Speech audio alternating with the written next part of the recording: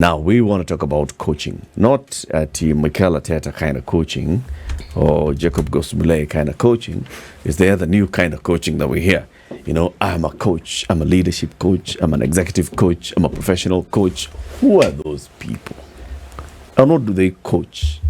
Okay, we are joined by two coaches or coaches. I don't know. They'll tell us how they pronounce this. One of them is Susan Gichara. Susan is the president-elect of ICF Kenya board. Hey, president-elect. You know, we are dealing with presidents nowadays. Karibu sana, Susan. Thank you. The other one is Michael Oyier. Michael is a leadership coach, and Michael has been here before, not in this studio. Have you been in this studio? Never. You haven't before. Been to this studio? No. This is your first time? First time. Michael is a leadership coach. Michael is a media personality as well. He's worked at KTN, at Capital, and elsewhere. Karibuni sana. Asante. Asante. Yeah? Madam President. Elect. Oh, well, sawa. Madam President-elect. Now you're in that process of getting into assumption. You'll be sworn in before 2 p.m. on a certain Tuesday. So, and take the instruments of power. What is ICF Kenya? ICF is a global body. Yeah, it's a global body. We champion coaching as one of the key interventions to development. Basically, development from a very broad spectrum, not just career, not just executive, life and otherwise. So we are a professional body in many countries globally. And Kenya happens to be one of the chapters within Africa and one of the fastest growing.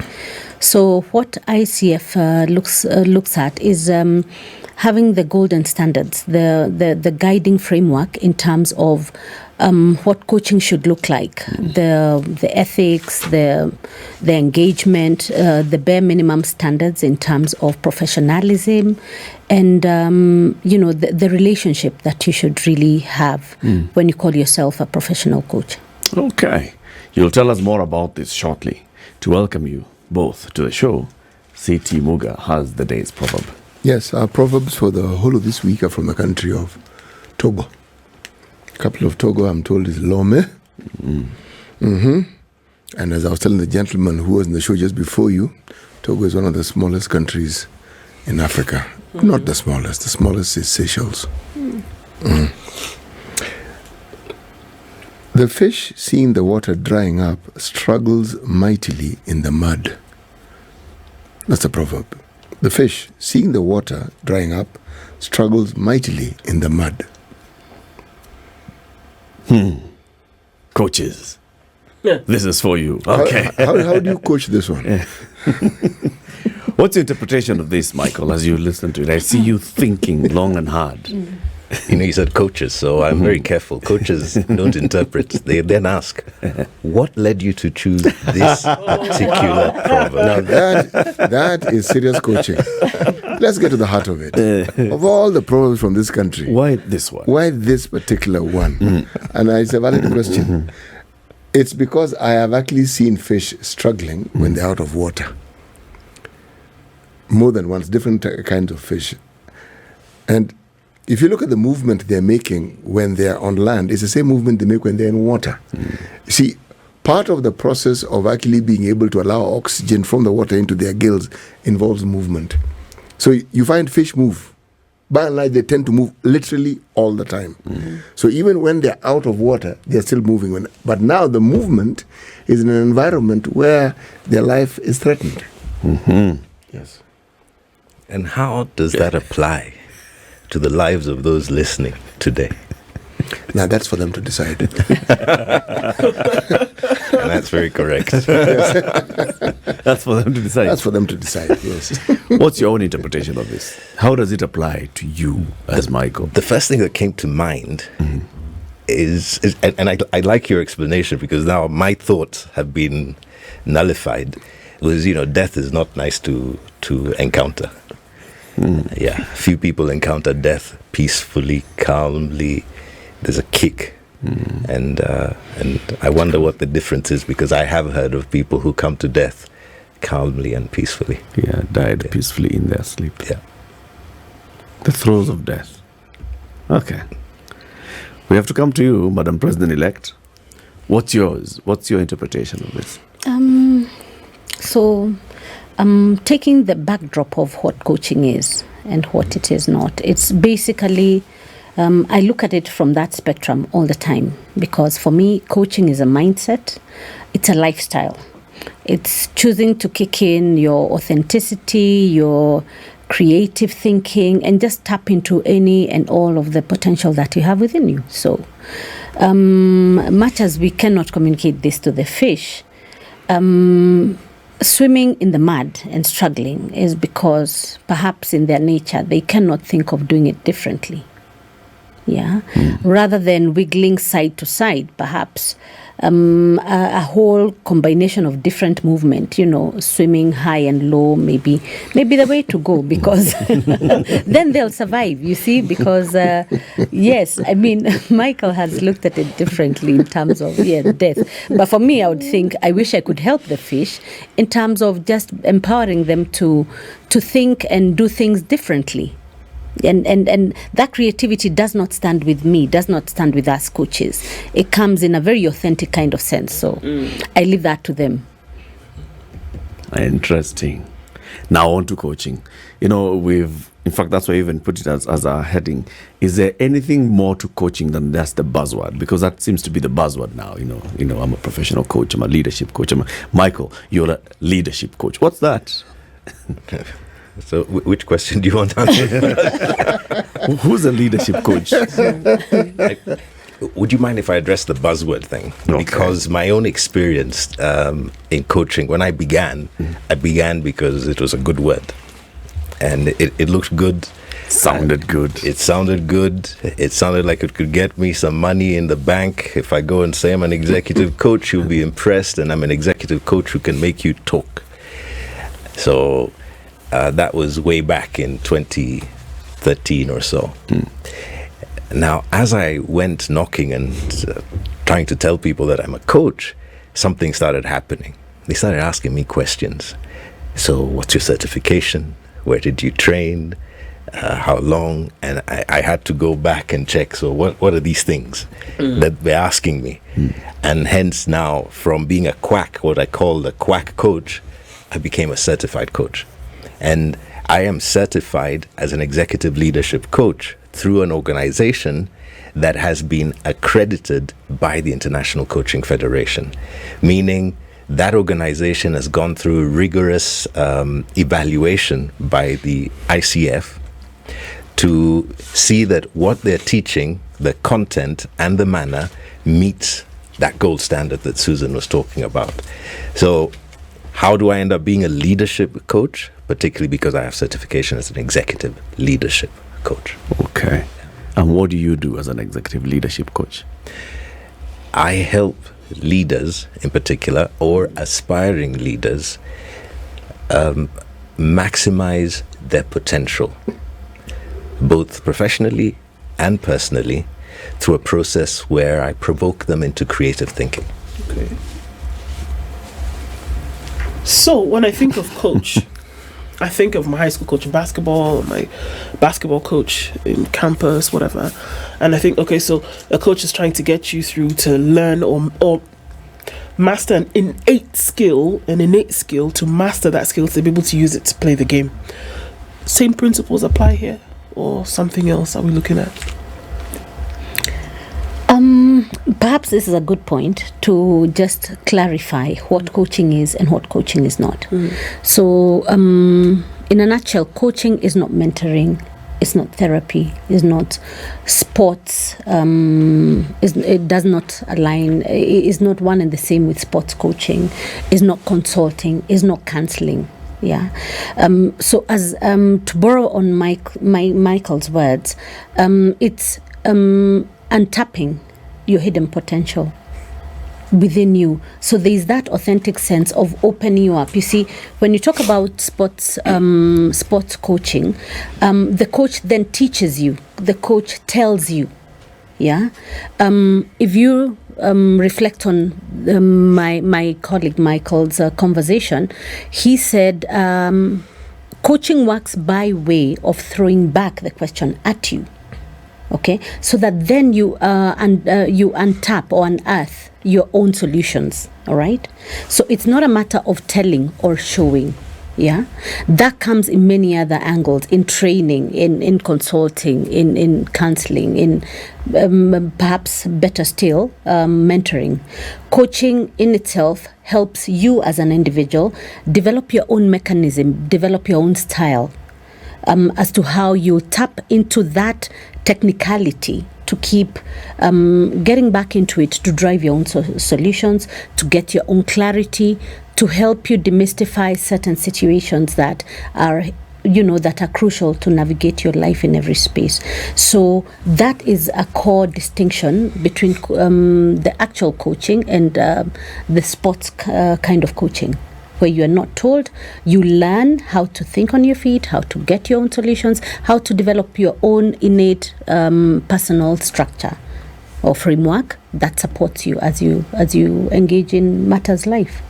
Surprisingly, it sounds very much like counseling, because Yes. that's exactly what counseling does for you. Yes. So can I also go a step further? Counseling then gets into a past situation. Counseling deals with the past. You're trying to close a door. You're trying to get over a situation. Whereas coaching is futuristic. Yeah. Coaching helps you look forward better. So there are situations as a professional coach, you will decide, this is not my space. The problem here or the objective here for this particular client, needs to be addressed by a counselor.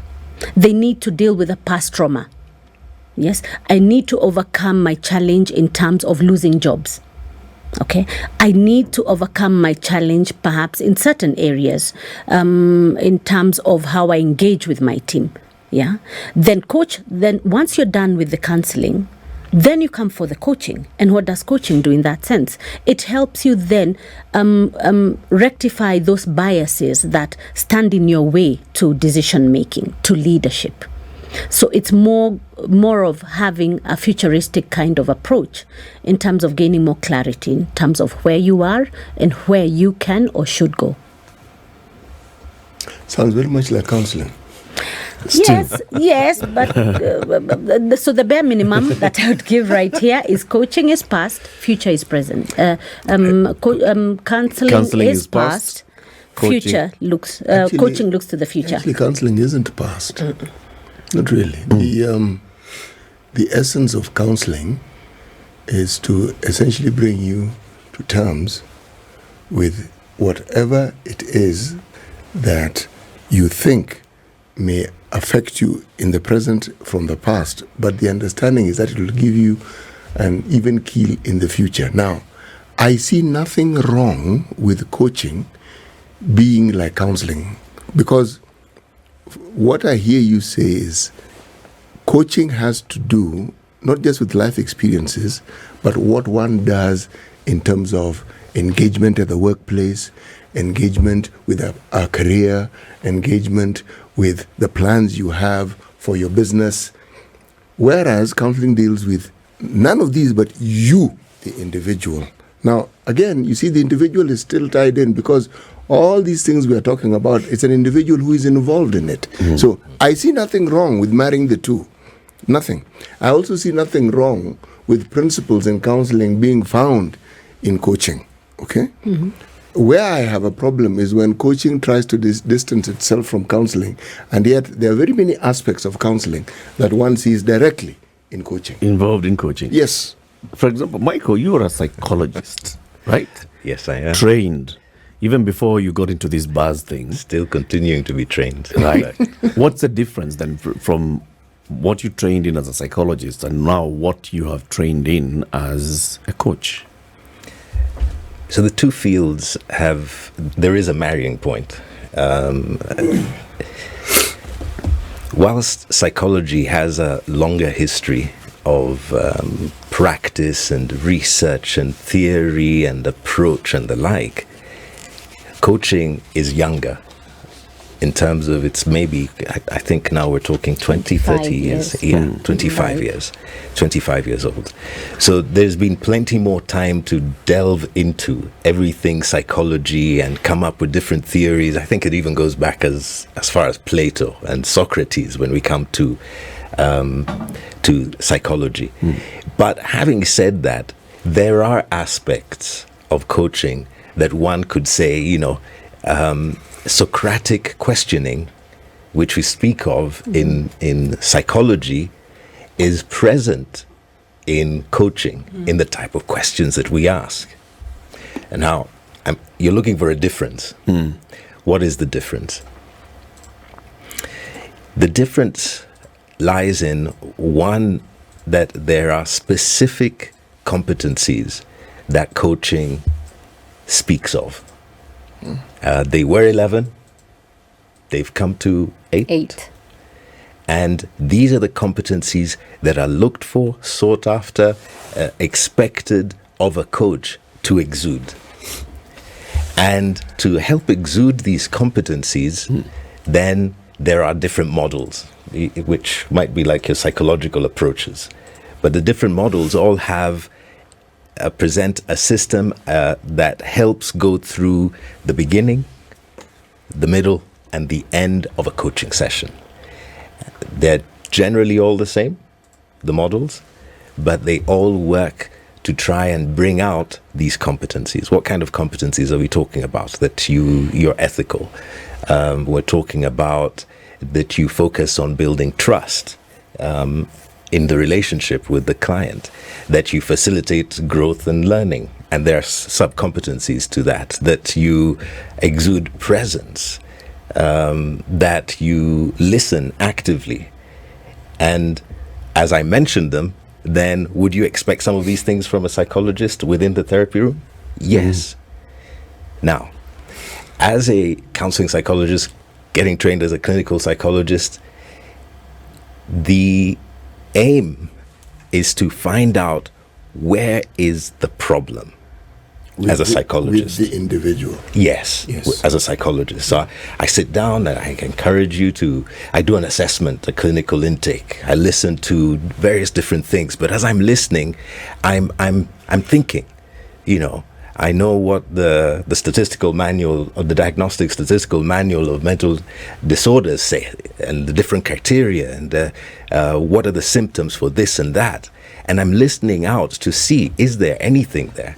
And then I might actually end up with a diagnosis. Now in coaching, I'm not coming to diagnose. Yes. I'm coming to ask those questions. I'm coming to help your potential increase. I'm not going to tell you, I can see what's wrong with you. So are those attributes that a coach then must have in order to then be able to find those in somebody else? Are those the same attributes that you then look for in an individual that you then might be coaching? Because you're saying that, look at one of the definitions that you used is to then help an individual to master some of the things that they have, skills that they already have, but they have not been able to bring them out in terms of potential. Now, of those 8 things that a coach ought to have, are those some of the things that you look for in somebody that you coach? You actually don't look for them within the person that you're coaching with. These are the guiding principles of professional coaching. So that is what, in a nutshell, a professional coach should exude and represent.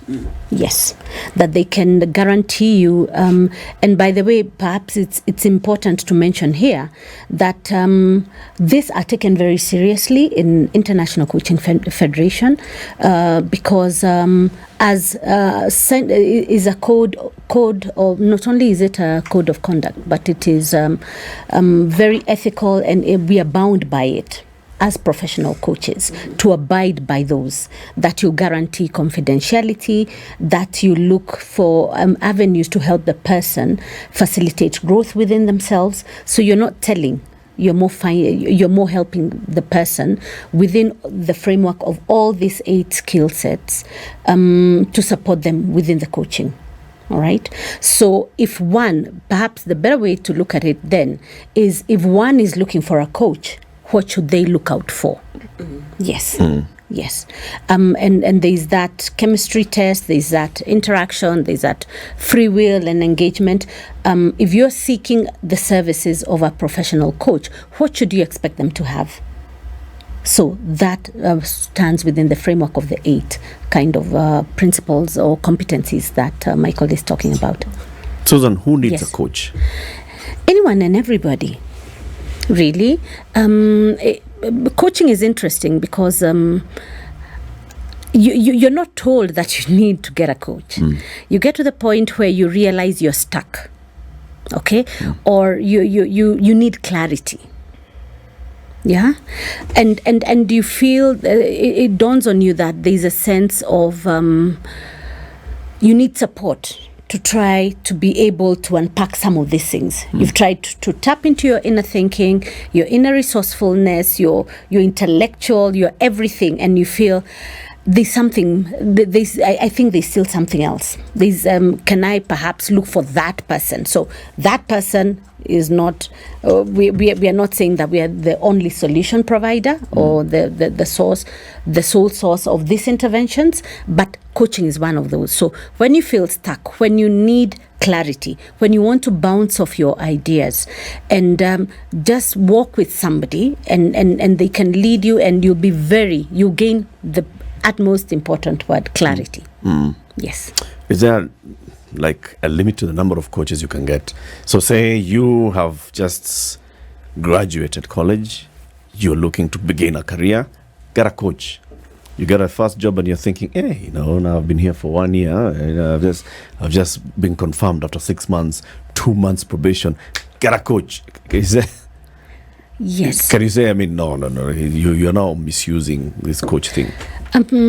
What we're trying overusing. To do, yes, what we're trying to do, and the International Coaching Federation and coaches, as it were, look to do, is make this so clearly understood that it's like walking in and getting. You could go in for a one-off session, and to seek a coach on a certain situation. You could look out for all the varied arrays of coaches. We've got a leadership coach here. They're executive coaches. They're divorce coaches. They're as many as the problems that we have in this life. Yes. So in terms of the nature of the interaction, it's you to really seek out people who claim to be resourceful or competent in a particular area. And here there are different genres, there are different kinds of style in terms of how they help you unpack. Do they require you to do a number of sessions? Can you have a one-off session? So coaching should be applied. And maybe that's information that we need to drive across here. Coaching should be applied on a need basis. I need to go and see a coach, just like you need to go and see a doctor. As to whether it's a long term, that's up to you in terms of how you will need to, get that intervention to sort you out. Okay. Yes. Let's take a break. When you come back, I want to know, what should I look out for, as a result? How can I tell that this coaching was successful or not? Because you go see Michael, spend time with Michael. Then at the end of it, you come back. I've been meeting Michael. I've been seeing a coach. Apart from talking about this in social places, how does success translate? CT. The interconnectivity of disciplines and how it is the focus of specific disciplines comes into play, and what it is and how it is that they can perhaps best achieve the intended purpose. Coaching.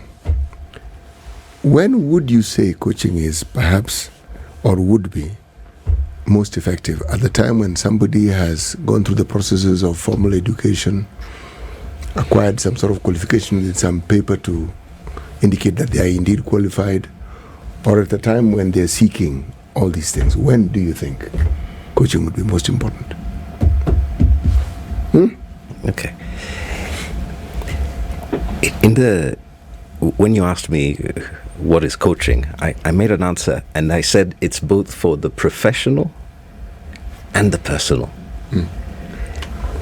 which leads to the fact that coaching is applicable, at least its principles, right through. Parents in parenting could do well if they were coaches because of the approach. Teachers, as we were saying, could do well with that approach. Managers, business leaders, and I dare say politicians could do well with a coaching approach, principles of coaching. Why do I say that?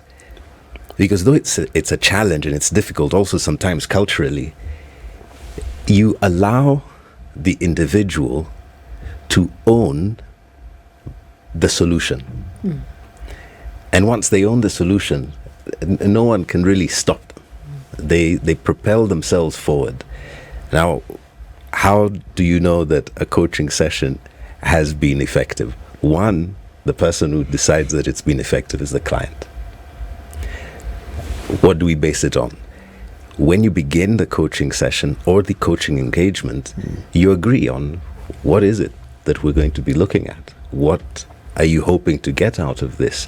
What would show that you've achieved the goal you wanted from this coaching engagement or session? So it can be evaluated. It's measurable. So by the end of the session, have we met? By the end of the engagement, have we met? And you can say yes or no. But what we're saying that as you grow in competency and skill in applying the models, then the probabilities of success increase. How would I know that it's at that time or at whatever point that I need to then engage the services of a coach? How would I know that this is then what I need at some point in my life? A coach to step in and help me with 1, 2, 3 issue. How would I know that would be the next solution? I think the first basis is really demystifying and understanding the different interventions that one has, okay, at your disposal. Yeah. Once you then really get a very deep and clear understanding in terms of what coaching is and what coaching is not, then you'll find its own space, because for matters of clarity, you coach the person, not the problem.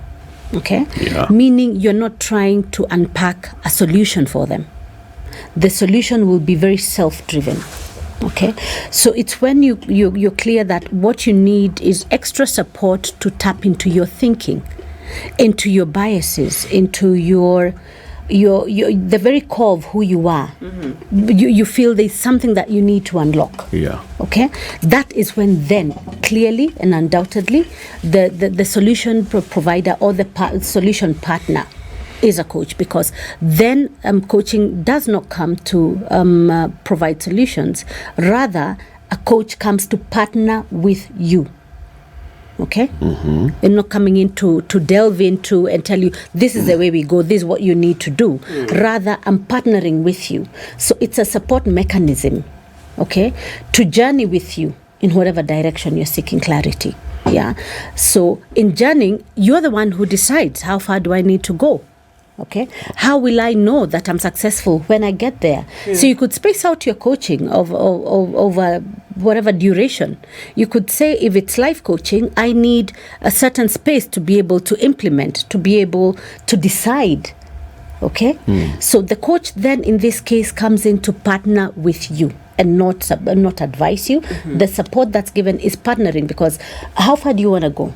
Okay, how fast do you think we should go? What mode of transportation should you think we should use to get there?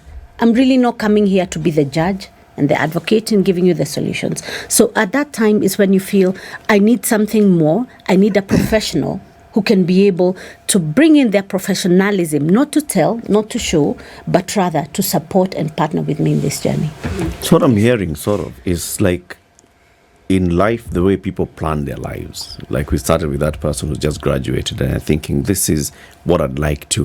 Where do you see yourself in 5 years? And they're mapping their journey over the next 5 years. So you can also add, at this point, I will seek the services of a coach, because maybe at this point, I may be at a point where I need injection. The same way you say, okay, I've graduated, this is my first degree after working for X number of years, and now start thinking of maybe advancing into this after X number of years. I may think of changing my direction. So at this time, I want to get married. At this time, I want to build my first or own my first home. You can also start thinking at this point, as a critical juncture in my life, I can bring in a coach, sounding board, someone to guide. That's transition coaching, yes. So from at different transition points, you want a coach. Even at the point where you're planning these 5 years, engage a coach for the purpose of the soundboarding, as you called it. I would like to just add something. Sometimes the people who know that you need a coach are the people around you, not necessarily yourself. An employer might say, you're going to go for coaching. It sometimes comes out as punitive, but sometimes it might actually be positive. You've just been appointed head of, we're going to send you for coaching. That's not necessarily because, there's something bad. It's because there is a potential that needs to be maximized now beyond what you already had.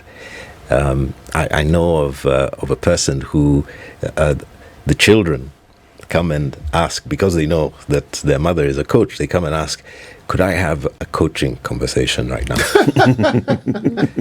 You laugh, but it makes for very helpful, critical thinking. And the mother says, fine. So I am not your mother at this point. Yes. Not mother, it's coach. And they coach, and they finish coaching. And all right, great. Great. I'm back to mother.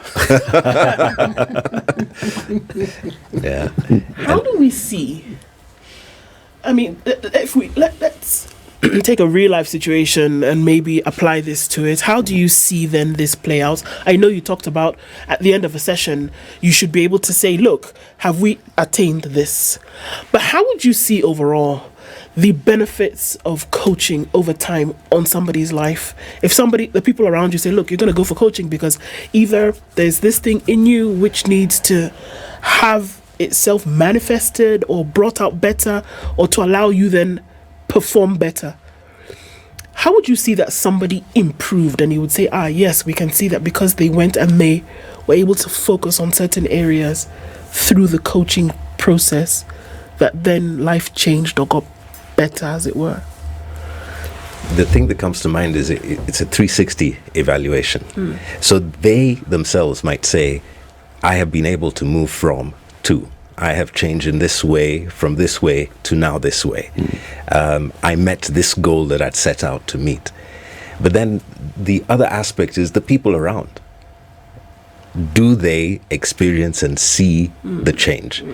And that change in a professional setting might be increased productivity in terms of the output for the unit or for the organization that they're leading. And there are some amazing stories of people who have taken, I say, the risk of the coaching approach in their leadership to sit with each employee, listen to them, hear where they want to go, how they want to go, and then unleash every employee with that goal of theirs, which is aligned to the organizational vision.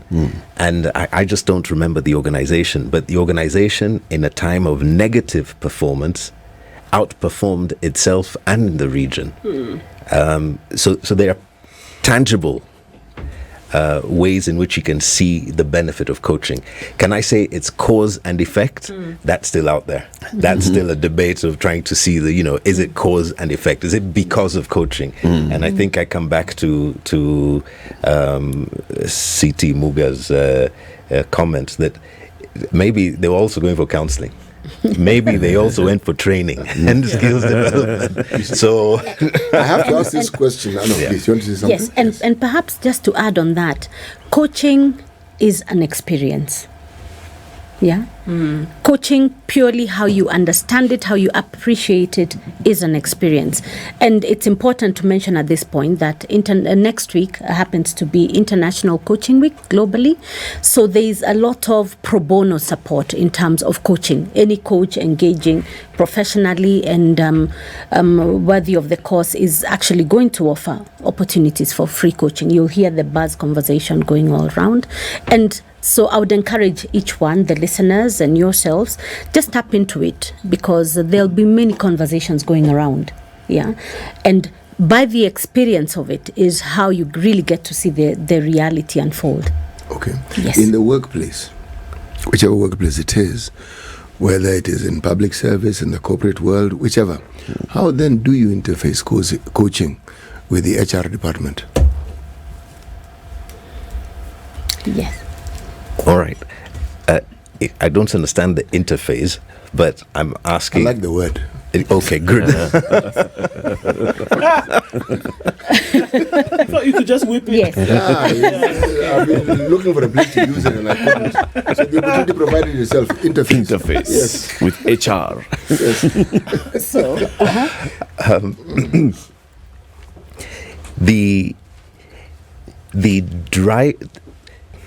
The on-ground driver of coaching within an organization is arguably the human resource department.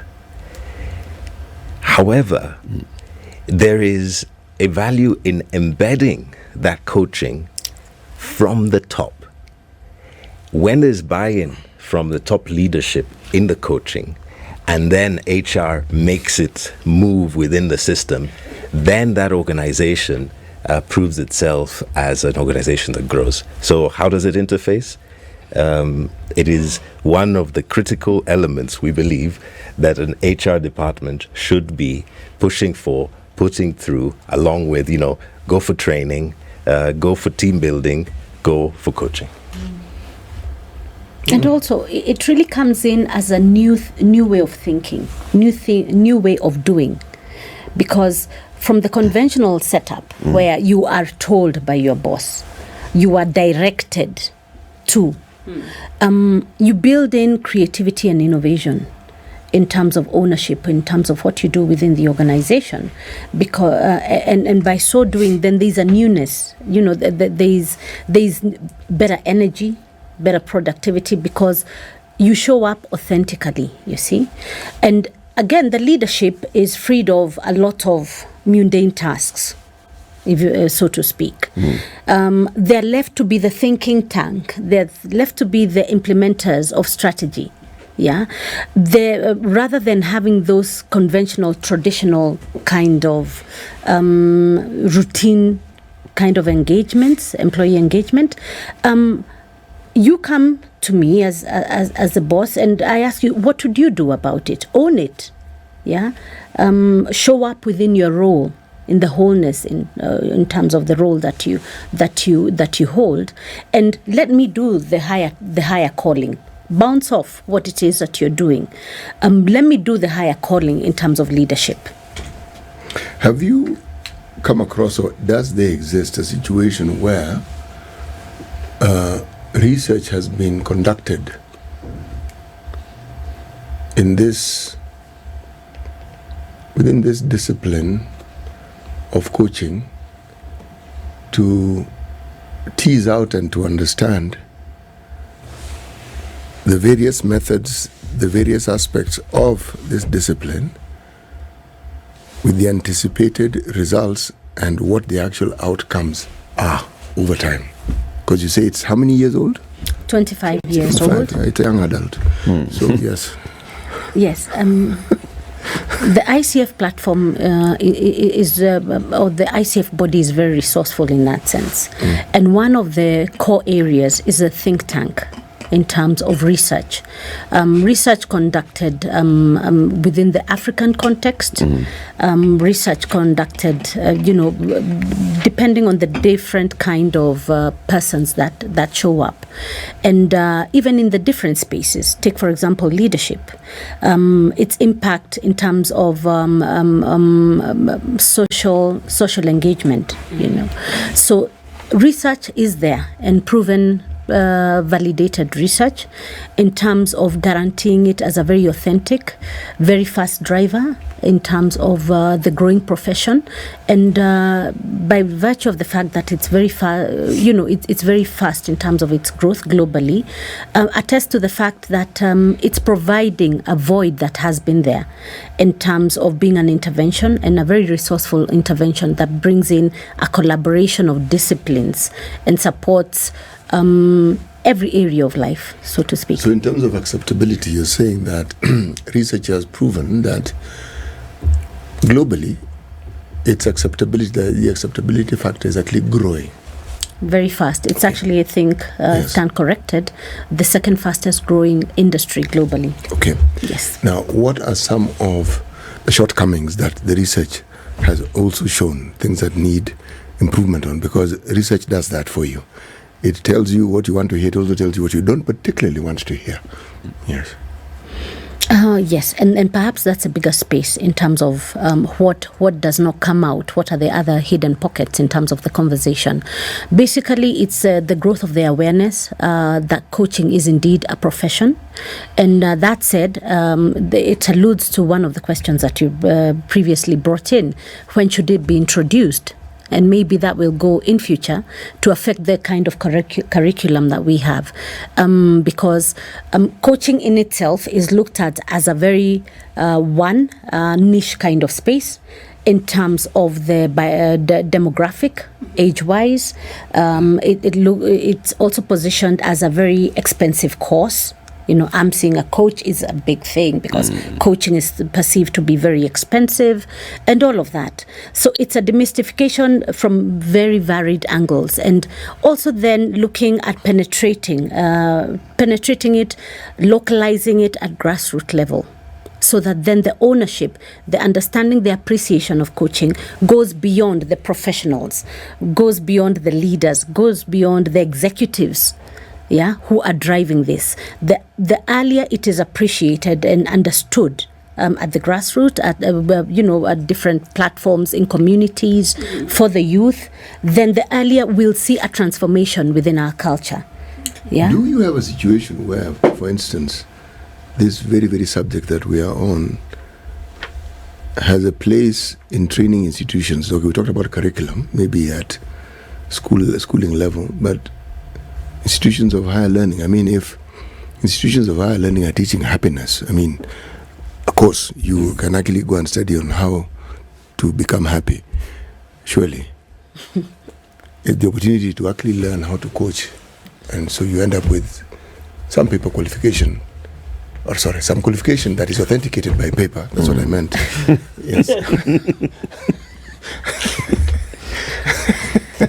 I am not immediately. I'm trying to think, but I do think that there is such a qualification. They might be growing in number at university level, tertiary education level. Yes, for coaching. It's there. It has been introduced in some institutions, and basically through we are looking to popularize it through stakeholder engagement and taking it far and wide. And a good avenue is International Coaching Week. That's one happening globally. And then in the near future, end of the year, we'll be having a Pan-African conference that brings in a host of countries within the Africa region that will be held here in Kenya and in Mombasa. So all these initiatives are to really bring in a lot of conversations for thought leaders, for coaches, for professionals, for non-coaches as well, in terms of what is the value of coaching and how can we all have a space in it to embrace it. Yes, you mentioned something about when someone says I'm going through coaching, people look at you like, oh my goodness, you've got some money. Does ICF have a sort of a remuneration order for coaches? Yes. Say, between, if you're seeing coach so and so who's only has 2 years experience, don't pay anything beyond this much. Yes, it definitely has. As I said, ICF adheres to the global standards, and that said, there's the framework the governing framework in terms of remuneration, in terms of keeping yourself abreast, in terms of the trends and the rightfulness, as it were, in terms of coaching, continuous education. A lot of that infrastructure is really set on. So yes, the rates are there. But all that said and done, coaching, I alluded to the fact that it's one of the fastest growing industries globally, and therefore there are new coaches. So if you consider yourself, Michael is a leadership coach. There may be a leadership coach who's a youth and is a new entrant within the coaching profession. And so your pro bono hours count, free hours count, and also your paid up hours. And at this point, it may be also important to mention that there's the hierarchy in terms of coaching. So as you're also tapping into the resourcefulness through various mechanisms of education and skill development, then you're also growing. Rising. You're rising, and that also dictates the kind of rates then that you will be able to apply. Okay. Yes. Susan and Michael, thank you very much for joining us today. We've learned quite a lot in terms of coaching. My question is, what's your answer then?